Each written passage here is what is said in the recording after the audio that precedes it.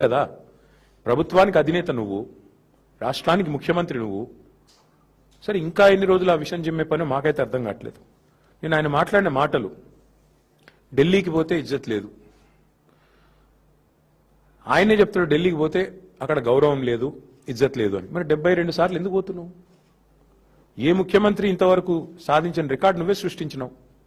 30 నెలల్లో 72 సార్లు అంటే సగటున నెలకు కనీసం 2.5 సార్లు ఢిల్లీకి పోతా ఉన్నావు. ఎవరు రమ్మంటున్నారు నేను? మరడా ఎందుకు పోతున్నావు? ఢిల్లీలో ఇజ్జత్ లేకపోతే ఎందుకు పోతున్నావు అని అడుగుతా ఉన్నా. వాస్తవానికి నిన్న రేవంత్ రెడ్డి గారు ఎన్ని చెప్పినా ఒకటి వాస్తవం. నా తెలంగాణ కోటి రతనాల వీణ అని దాశరథి గారు ఏదైతే ఆనాడు నిజామాబాద్ జైలు గోడల మీద రాశారో, అలాంటి తెలంగాణ కోటి రతనాల వీణ మాత్రమే కాదు, ఇప్పుడే మా శ్రీనివాస్ యాదవ్ గారు చూపెడుతున్నారు. 1 కోటి ఎకరాల మాగాణం అని చెప్పి రుజువు చేసింది కేసీఆర్ గారి నాయకత్వం. దానికి సాక్ష్యం ఇది. నేనేది ముఖ్యమంత్రి గారి లాగా నోరేసుకుని ఊరికైనా లెక్కలు లేకుండా పత్రాలు లేకుండా మాట్లాడలేదు. This is statistics from government. Telangana Markfed నుంచి, తెలంగాణ ప్రభుత్వ వెబ్సైట్ నుంచే తీసుకుని, directorate of economics and statistics మీరు చూడొచ్చు.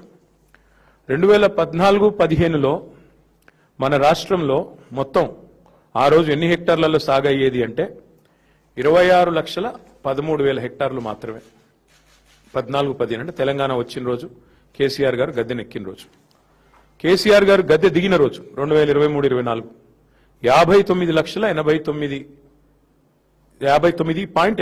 లక్షల హెక్టార్లు అంటే 1 కోటి ఎకరాల మాగాణం పెరిగింది. కేసీఆర్ గారి పరిపాలనలో 1 కోటి ఎకరాలు అదనంగా సాగులోకి వచ్చిన మాట వాస్తవం. ఇక దానికి ప్రతిఫలంగా ఏముంటుంది మీకు? సహజంగా పంటల ఉత్పత్తి ఎంత పెరిగింది చూడొచ్చు. మీరు ఇదంతా అఫీషియల్ స్టాటిస్టిక్స్. తెలంగాణ వచ్చినాడు, కేసీఆర్ ప్రభుత్వం వచ్చినాడు, ఆ రోజు కేవలం 24,29,000 మెట్రిక్ టన్నులు ఆ రోజుల్లో, ఇది మార్క్ఫెడ్ ఇది లెక్క. మరి ఆ రోజు ఉత్పత్తి అవుతే దిగిపోయిన నాడు ఎంత? మళ్ళీ మోర్ దెన్ డబుల్. ఇవన్నీ కూడా మీకు ఇస్తాను, చూసుకోవచ్చు. సీజన్ వైజ్ ఎంత పెరిగింది, సాగు ఎంత విస్తీర్ణం జరిగింది, ఎంత పెరిగింది, పంటల ఉత్పత్తి ఎట్లా పెరిగింది, ఇవన్నీ లెక్కలతో సహా మాట్లాడతాం. పరిస్థితి ఇట్లా ఉంటే రేవంత్ రెడ్డి గారు మరి ఎందుకు ఇట్లా మాట్లాడుతున్నారు? ఎందుకు పదే పదే తెలంగాణ రాష్ట్రాన్ని అవమానిస్తున్నారు? మాకు అర్థం కావట్లేదు. అసలు ఢిల్లీకి ఎవరు రమ్మన్నారు నిన్ను? ఎవరు బతిమలాడుతున్నారు ఢిల్లీకి రానాయనా? నిన్ను ఇక్కడే ఉండు, 2.5 ఏళ్ళు ఇక్కడే ఉండి పరిపాలించు.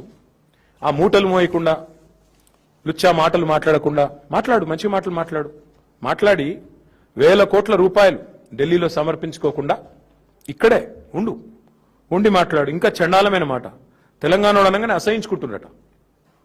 ఆయన అంటున్నాడు నిన్న, తెలంగాణ వాళ్ళు అనగానే అసహించుకుంటున్నారు. అసహించుకునేది నువ్వు చేసిన దివాలాకోరు రాజకీయం, నువ్వు చేసిన వెధవ పనులు, ఓటుకు నోటు కేసులో దొరికిపోయిన విధానం, ఇవన్నీ నేను చూడగానే గుర్తొస్తున్నాయి. దొంగను చూసినట్టు చూస్తున్నారు. అవును, చూస్తారు. దొంగను దొంగలాగానే చూస్తారు, ఇంకోలాగా చూడరు. దొరను దొరలాగానే చూస్తారు, దొంగను దొంగలాగానే చూస్తారు. That is the world. ఇవాళ వాస్తవం ఏంటి అంటే తెలంగాణను చూసి ముక్కున వేలేసుకుంటున్నారు, తెలంగాణను చూసి ఆశ్చర్యపోతున్నారు. కేంద్రం సహకరించకపోయినా, ఎట్లా తెలంగాణ వాళ్ళు ఒక జాతీయ ప్రాజెక్ట్ ఇవ్వకపోయినా ఇంత సాగు విస్తీర్ణం ఎట్లా పెరిగింది, ఇన్ని పంటలు ఎట్లా అద్భుతంగా పండిస్తున్నారు తెలంగాణ రైతులు, ఏం మ్యాజిక్ చేసింది తెలంగాణ. పీయూష్ గోయల్ మాటలు చెప్పాలంటే క్యా చమత్కార్ కరే బై తుమ్ లోగ్ అన్నాడు. అది ఇవాళ తెలంగాణను చూసి దేశం ఆశ్చర్యపోతున్న తీరు. అసలు కేంద్రం సహకరించనే లేదు మేము 10 ఏళ్లుంటే. కానీ ఒక నేషనల్ ప్రాజెక్ట్ స్టేటస్ ఇవ్వకపోయినా, అవతల వేరే రాష్ట్రాల్లో దశాబ్దాలుగా ప్రాజెక్టులు ఇంకా ములుగుతూ నడుస్తున్నా, ఇక్కడ 4 ఏళ్లలోనే ప్రపంచంలోనే అతిపెద్ద లిఫ్ట్ ఇరిగేషన్ ప్రాజెక్ట్ కట్టింది తెలంగాణ. అది చూసి ఆశ్చర్యపోతున్నారు దేశం అంతా. నిన్నగాక మొన్న కదా మేఘాలయ ముఖ్యమంత్రి వచ్చి కమాండ్ కంట్రోల్ సెంటర్ చూసి, ఎంత అద్భుతంగా ఉంది ఇది, నాకు స్వయంగా ఫోన్ చేసిండు. కాన్రాడ్ సాంగ్మా నాకు మిత్రుడు కాబట్టి ఫోన్ చేసి, మరి ఏం అద్భుతంగా కట్టినారా కేసీఆర్ గారి విజన్, మీరు గవర్నమెంట్లో లేకపోవచ్చు కానీ మీ పరిపాలన ఫలితాలు ఇంకా కనబడతానే ఉన్నాయి, అద్భుతంగా ఉందని చెప్పి మరి ఇవాళ కాన్రాడ్ సాంగ్మా లాంటి నాయకులు మాట్లాడుతున్నారు. సూపర్ స్టార్ రజనీకాంత్ ఏమన్నాడు హైదరాబాద్కి వచ్చి, ఇది హైదరాబాదా న్యూయార్కా అన్నాడు, యాదికుందా? ఫాక్స్కాన్ చైర్మన్ ఏమన్నాడు, ఇది ఇండియానేనా అన్నాడు. గట్ల ఆశ్చర్యపోతున్నారు తెలంగాణను చూసి. నీలాంటి సన్నాసికి అర్థం కాకపోవచ్చు తెలంగాణ గొప్పతనం కానీ, తెలంగాణ యొక్క ఎదుగుదల కానీ నీకు జీర్ణం కాకపోవచ్చు. నీ అజీర్తి వల్ల వచ్చిన ఇబ్బందుల్లో నువ్వు మాట్లాడుతుండొచ్చు. కానీ ఒకటి వాస్తవం, 10 ఏళ్లలో కేసీఆర్ ఒక సింహంలాగా పరిపాలించి నా రాష్ట్రం, నా సొంత రాష్ట్రం, నేను పోరాడి తెచ్చిన రాష్ట్రం అన్న దాంతో పట్టుదలతో, ప్రేమతో, దార్శనికతతో కష్టపడి పనిచేసి అందరిని ఒప్పించి మెప్పించి నిర్మాణాలు చేసిండు కేసీఆర్. నీ వల్ల, నీకున్న ప్రాబ్లం వల్ల సహజంగా నిన్ను చూడంగానే పారిపోతారు, నిన్ను చూడంగానే అవమానిస్తారు, నిన్ను చూడంగానే ఒక దొంగ వచ్చిండ్రా అనుకుంటారు. అది నీ కర్మ, మేమేం చేయలేం దానికి.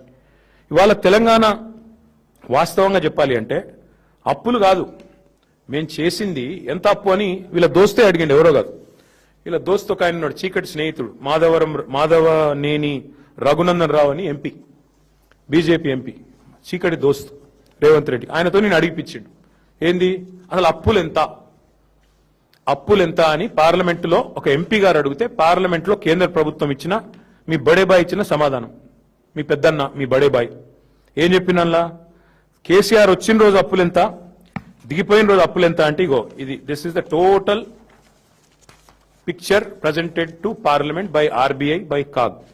ఏమని చెప్పారు అందులో, కేసీఆర్ గారు అధికారంలోకి వచ్చిన రోజు 72,000 కోట్ల అప్పు రాష్ట్రం ఎత్తి మీద ఉన్నది. కేసీఆర్ దిగిపోయిన రోజు 3,50,000 కోట్ల అప్పు. Total public det of Telangana. ఇది పార్లమెంటులో సాధికారంగా కేంద్ర ప్రభుత్వం రిజర్వ్ బ్యాంక్ అడిగి ఇచ్చిన లెక్క. నీ ఇప్పుడు అందులో ఏంటంటే విషయం, మేము వచ్చిన 72, మేము దిగిపోయిన నాడు 3,50,000. మరి అంటే ఎంత కేసీఆర్ చేసిన అప్పు?